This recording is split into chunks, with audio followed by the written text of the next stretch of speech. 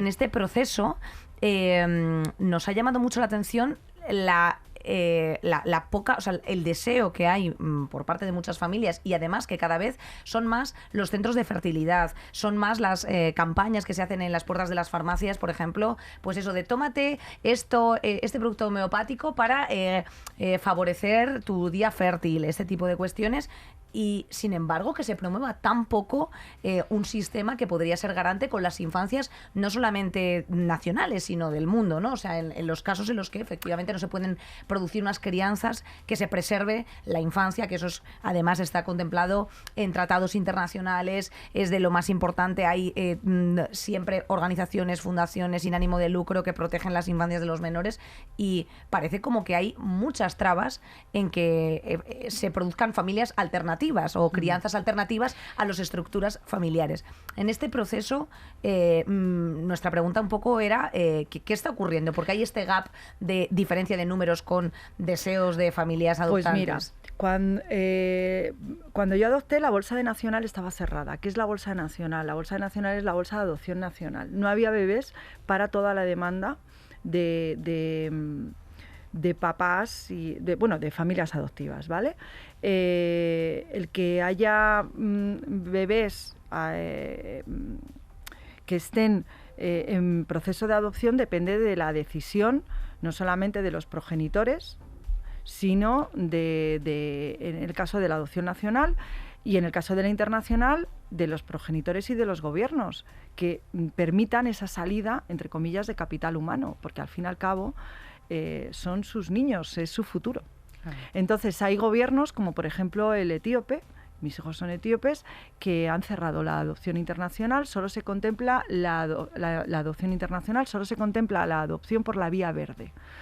¿Qué es la vía verde? Pues son niños que tienen problemas físicos, de enfermedades, diversidad que tienen funcional diversidad funcional, y entonces, claro, como no hay ningún tipo de...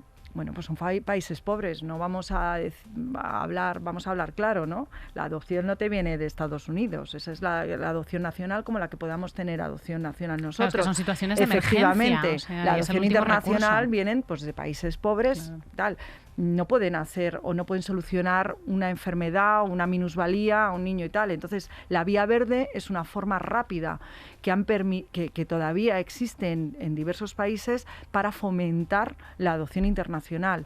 Pero, por ejemplo, Etiopía cerró la adopción internacional normal, o sea, la que yo hice, o China, que ha fomentado que haya adopción nacional, pues porque durante años hubo muchísima restricción a la hora de tener hijos por el mandato más de hijo único, y han visto que están descapitalizando el país de forma poblacional. Y entonces, al revés, ahora fomentan la natalidad y, es más, fomentan que la adopción nacional. Y desde el punto Entonces, de vista, el problema que hay es no que no haya padres que no quieran adoptar, que estoy convencida que hay miles de padres que quieren adoptar. Es que no hay países donde se puede adoptar, porque han cerrado muchas puertas, y los trámites también cada vez son más complicados, porque hay países que, por ejemplo, no permiten la adopción monoparental, que es algo, pues...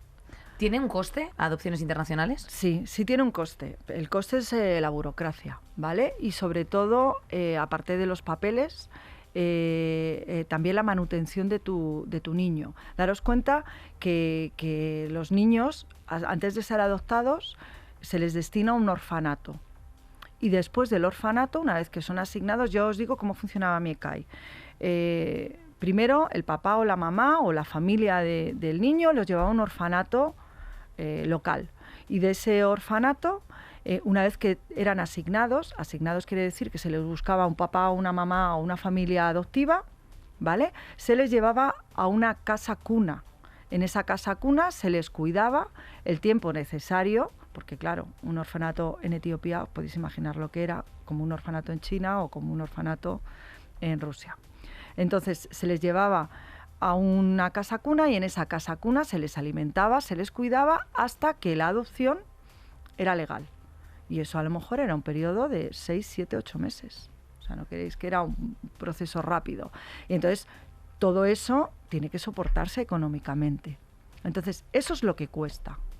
La burocracia, o sea, el que la ECAI puede hacer con el gobierno del país los papeles burocráticos para formalizar esa gestión, y que luego la manutención y el cuidado de tu hijo o de tu futuro hijo pues pueda llevarse a cabo. O sea, que pero estas eso es lo entidades que son cuesta. gubernamentales, quiero decir, que no. Que se sostienen de forma por legal parte de los absoluto. gobiernos. Sí, sí. Has dicho que tú misma te has dado cuenta con el tiempo y te alegras de que el proceso sea bastante restrictivo porque te quita algunas ideas preconcebidas que tienes. Una de esas ideas es a lo mejor sacar a criaturas de países en los que no están en las mejores condiciones.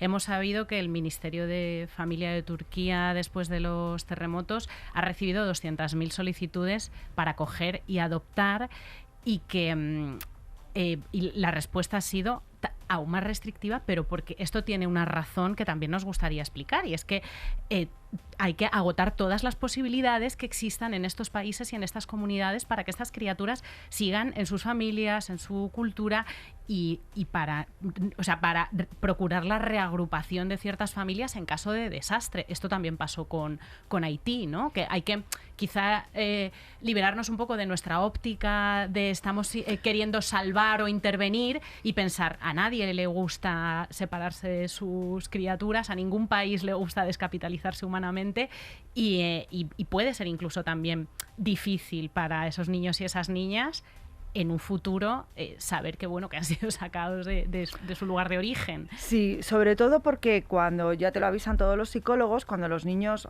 adolescentes, imaginaros lo que es una adolescencia normal, pues imaginaros lo que puede ser la adolescencia en un niño adoptado que tiene, bueno, pues muchas preguntas por hacerse. Hay veces que se las puede responder y otras veces que no. Como por ejemplo, ¿por qué me adoptasteis? ¿Es que mis padres no me querían Claro. o qué pasó? ¿Vale? Hay veces que tú puedes responder a esas preguntas porque cuando te dan los papeles de la adopción y te explican un poco el historial de la criatura, puedes decir, pues mira, es que tu padre no te abandonó, tu mamá no te abandonó, es que murieron y no había nadie que te pudiera cuidar, o a lo mejor es que tu papá no sé qué, pero hay veces que esa hoja viene en blanco. Hay padres que tienen esa hoja en blanco y que ¿y qué le vas a decir a tu hijo? Bueno, pero tienes aquí una mamá y un papá que te quieren ya, pero ¿por qué no me quiso el anterior? O sea, esa pregunta es muy dura.